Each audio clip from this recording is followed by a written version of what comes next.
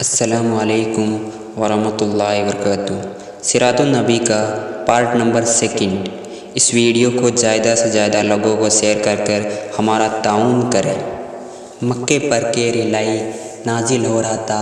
बच्चे और बूढ़े सब के सब चीख और चिल्ला रहे थे, रो रो कर अपने माबूदों से इल्तिजा कर रहे थे, पर उनका माबूद पत्थर के थे। वे कुछ सुनते ही नहीं थे। लोगों की घबराहट बढ़ रही थी, उनके दिल काँप रहे थे, यहाँ तक कि वे चीख चीख कर रोने लगे। अल्लाह को उनकी आवाज़ पर रहम आया। तेज़ हवा के झोंके कम होने लगे, अंधेरा झटने लगा, उजाला बढ़ने लगा। थोड़ी ही देर में हवा थम गई, गर्द और धूल छट बढ़ने लगा, सूरज चमकने लगा, अरबों की जान में जान आई। वे उठ खड़े हुए। अभी ये लोग खड़े हुए थे कि पश्चिम की ओर से एक अजीब किस्म की रोशनी और चमक दिखी। लोगों की हैरानी बढ़ गई। इससे पहले उन्होंने ऐसी रोशनी ना देखी और न ऐसी चमक। अभी वे हैरानी हो रहे थे कि एक बूढ़े ने बुलंद आवाज़ से कहा, ए शरीफ अरबों, तुमने इस रोशनी और चमक को देखो, आओ मैं बताऊं कि क्या बात है। सब लोग उस तरफ दौड़ पड़े। बूढ़ा एक उच्च चबूतरे पर बैठकर कहने लगा, सब खामोश हो जाओ।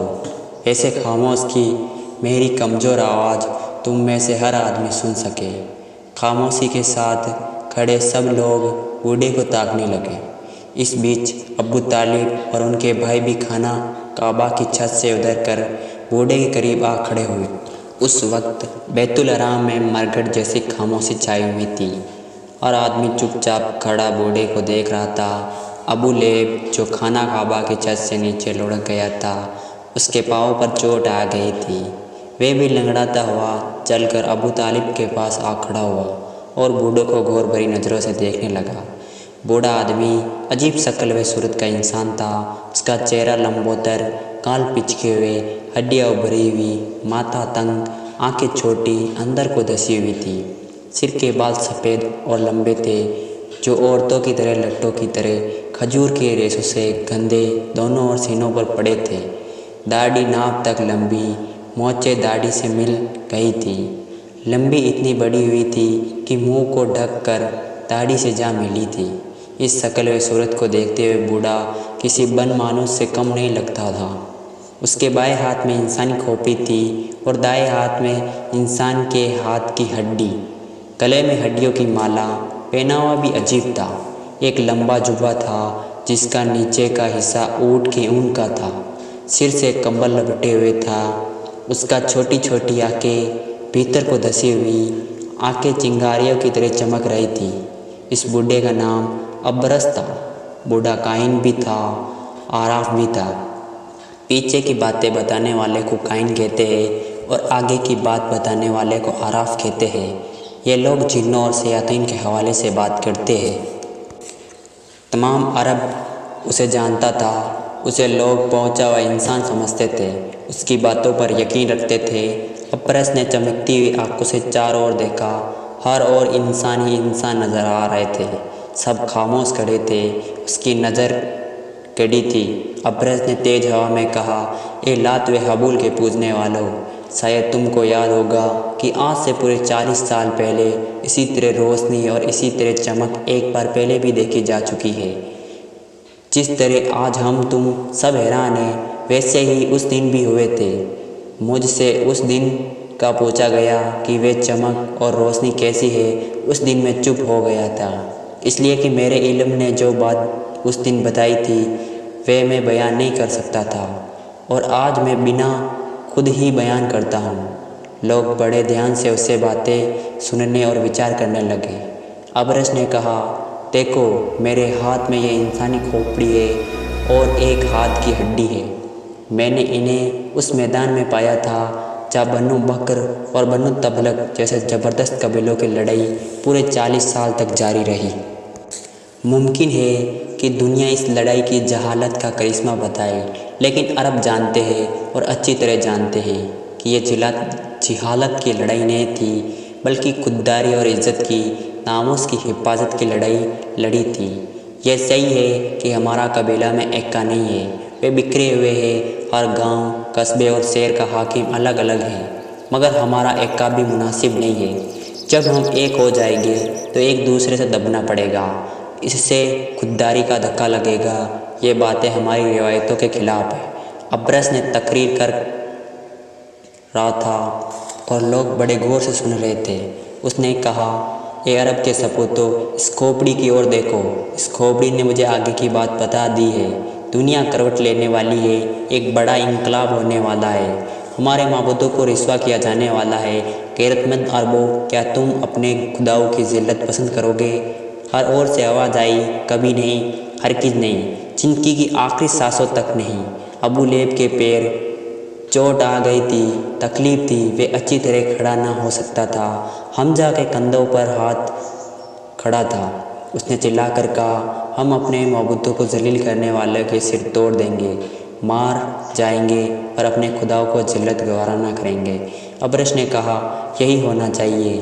जिन माबूदों को हम और हमारे बाप दादा पूजते रहे, क्या हम उसे ऐसे ही बेहिस, ऐसे ही जलील कमीने हो जाएंगे कि उन्हें जिल्लत गवारा कर लेंगे? लात उज्जा की कसम, हरगिज़ नहीं। सच्चे माबूदों की पुजारियों, सुना, आज से 40 साल पहले रात को ऐसी चमक और रोशनी देखी गई थी जैसी आज देखी गई है। वे रात बड़ी डरावनी थी। उस रात को हमारा माबूद हबूल के मुँह के बल गिर पड़ा था। जब वे सब ने उठाकर उसे कायम किया तो वे खड़ा ना रह सका। फिर खड़ा और फिर पड़ा। हमने फिर उसे खड़ा किया, लेकिन वे फिर भी खड़ा नहीं हुआ। तीसरी बार भी गिर पड़ा। ये बात आप सब लोगों को अच्छी तरह याद होगी। अबू लेब ने कहा, अच्छी तरह याद है। तमाम हिजाज और सारे अरब उस दिन हैबत छा गई थी। उस रात आसमान पर बहुत ज़्यादा गैर मामूली तौर पर सितारे टूटते हुए दिखाई दिए थे। आसमान में अजीब किस्म की रोशनी थी, चमक भी देखी गई थी। उस रात को सुबह सवेरे हमारे सबसे बड़ा खुदा खुद मुँह के बिल गिर पड़ा। जब हमने उसे उठाकर खड़ा किया तो वह काँप कर फिर गिर पड़ा। एक दो बार नहीं, पूरे 3 बार हुआ था।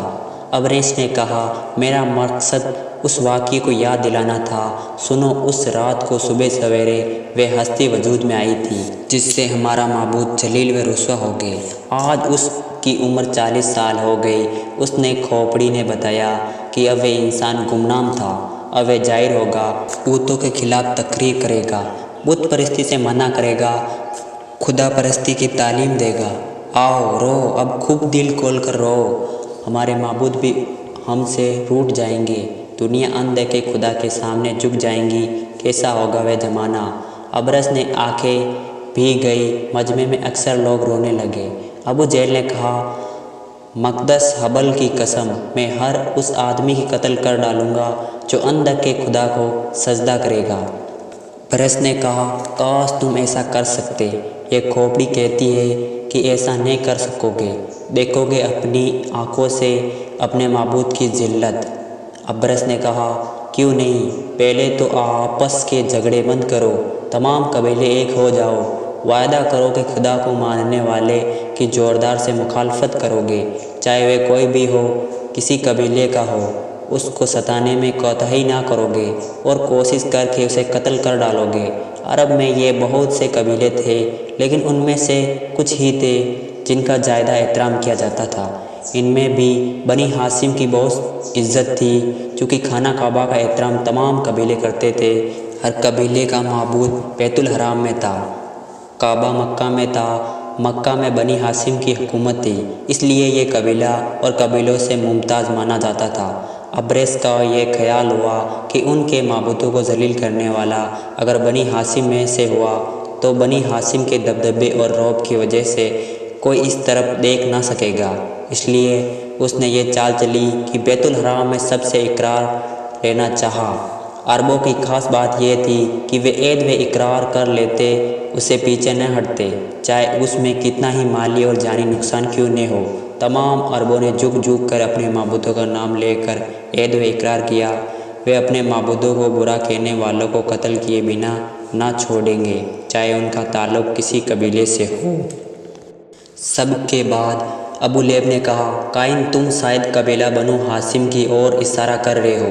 मैं वादा करता हूँ कि अगर हमारे कबीले में होगा तो सबसे पहले मेरी तलवार उस पर चमकेगी।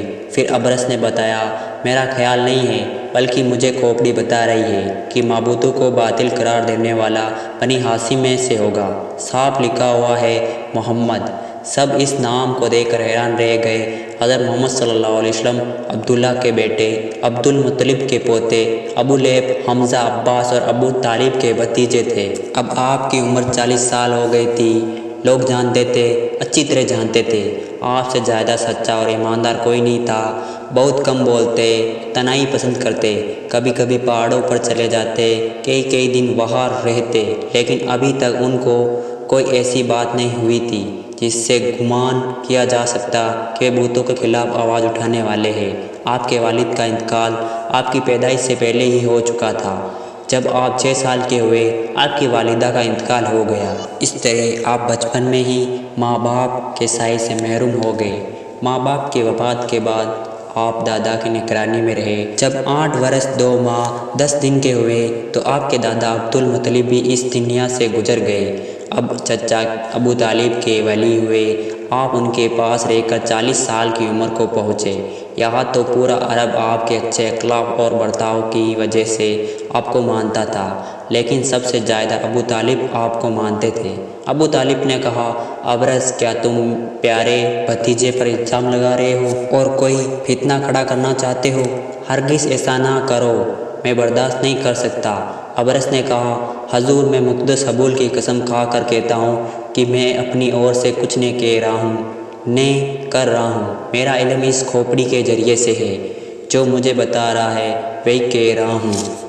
अबू तालिब ने जोश में आकर कहा, तुम झूठे हो, तुमको हमारा ख़ानदान से कोई दुश्मनी है। इस दुश्मनी को घेबदानी के पर्दे से निकाल रहे हो। अबरस ने नरमी के साथ कहा, ए मक्का के सरदार, मेरी ये हिम्मत नहीं है कि हजूर के ख़ानदान पर कोई इल्ज़ाम लगाऊं। हजूर का ख़ानदान पला हुआ नमक खा रहा हूँ। मेरे दिल व दिमाग में दुश्मनी का ख्याल तक नहीं आ सकता। ज़रा सब्र कीजिए, देखिए खोपड़ी क्या कहती है। अबू तालिब खामोश हो गए। अबरस ने खोपड़ी घुमाना शुरू की। इतनी घुमाई कि वे गोल दायरा और फिर गोल दायरे से सिर्फ एक बंदी बनकर रह गई। अबरस ने कहा, देखिए, खोपड़ी एक बंदी बनकर रह गई। देखिए, ध्यान से देखिए, ये खुदाओं को जलील करने वाला का नाम बताकर चमकेगी। सब ने बंदी को ध्यान से देखा। बंदी फैलने लगी। फैलते फैलते नाम बनी और निहायत आब व ताब से चमकने लगी। सब ने देखा, ध्यान से देखा, हैरत से देखा। साफ और मोटे हरफों में मोहम्मद लिखा हुआ था। अबरस ने कहा, तुमने देख लिया? सब सुनो, अगर तुमने अपने माबूदों को खुश कर लो, जितना फितना पैदा होने वाला है वह दब जाए। अबू लहब ने पूछा, माबूदों को खुश करने का तरीका कौन सा है? अबरस ने कहा, ये खोपड़ी जवाब देगी। खोपड़ी अभी तक घूम रही थी, अब नाम गायब हो गया था। वह सिर्फ बंदी ही बाकी रह गई थी। लोग इस बंदी को बड़े ध्यान से देख रहे थे। बंदी फिर फैलनी शुरू हुई और देखते देखते लफ्ज़ बन गई। सब ने पढ़ा। चमकदार लफ्ज़ों में लिखा था, कुर्बानी, कुर्बानी। इंशाअल्लाह इस वीडियो का आगे का पार्ट अगली वीडियो में आएगी। जितने आप इस वीडियो को शेयर कर हमारा ताउन करें।